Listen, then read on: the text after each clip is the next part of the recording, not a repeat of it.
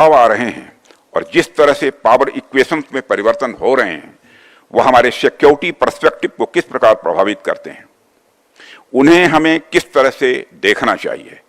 और दूसरा मुद्दा यह है कि टेक्नोलॉजी के क्षेत्र में हो रहा ट्रांसफॉर्मेशन हम पर किस तरह से असर डाल रहा है। मैं पहले मुद्दे से अपनी बात की शुरुआत यहां करना चाहूंगा।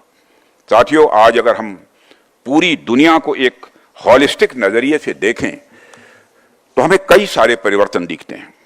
यदि पिछले कुछ वर्षों की बात की जाए तो यह परिवर्तन और तेज हुए हैं।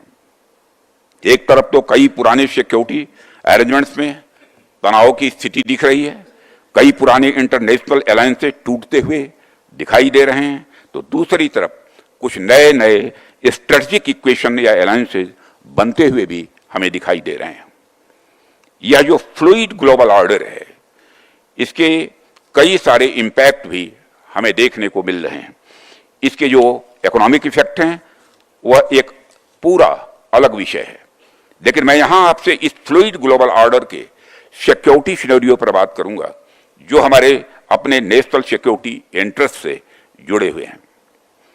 साथियों, अभी कुछ वर्ष पहले तक वैश्विक सुरक्षा को अलग अलग खेमों में बंटा हुआ देखा जाता था।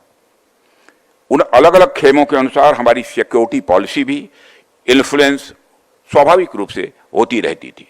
हालांकि भारत का हमेशा से एक पॉजिटिव इंस्टांस रहा है। भारत कभी किसी गुट या किसी खेमे का सदस्य नहीं रहा है।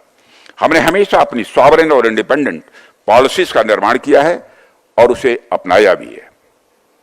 लेकिन आज की दुनिया थोड़ी अलग है। आज आप देखिए कि 21वीं सदी को एशिया की सदी कहा जाता है। इस कारण 20वीं सदी की जो क्रॉस अटलांटिक पावर इक्वेशंस थी वह अब शिफ्ट होकर एशिया की ओर हमारे नजदीक आ गई हैं और इंडो पैसिफिक रीजन आज स्ट्रेटेजिकली दुनिया का सबसे इंपॉर्टेंट रीजन यह बनकर उभरा है। और यह जो परिवर्तन हमें देखने को मिला है इसका डायरेक्ट रिलेशन हमारे नेशनल सिक्योरिटी के साथ है। मेरे कहने का यह अर्थ है कि in shifting geo strategic equations का हमारी नेशनल सिक्योरिटी के साथ जितना डायरेक्ट इंटरेस्ट आज है उतना पहले कभी नहीं था। और यह जियो स्ट्रेटेजिक अनसर्टेनिटीज हमारी नेशनल सिक्योरिटी के लिए किस प्रकार के चैलेंजेस ला रही है और हम इन्हें किस प्रकार से हैंडल करने के लिए तैयार हैं, यह आज हमारे सामने एक प्रमुख मुद्दा है। सरकार और पॉलिसी मेकर्स इस दिशा में अपनी ओर से प्रयास कर रहे हैं, लेकिन जाहिर सी बात है इसमें इंडियन एयरफोर्स का योगदान भी बहुत ही इंपॉर्टेंट होने वाला है। साथियों, जो दूसरा महत्वपूर्ण मुद्दा है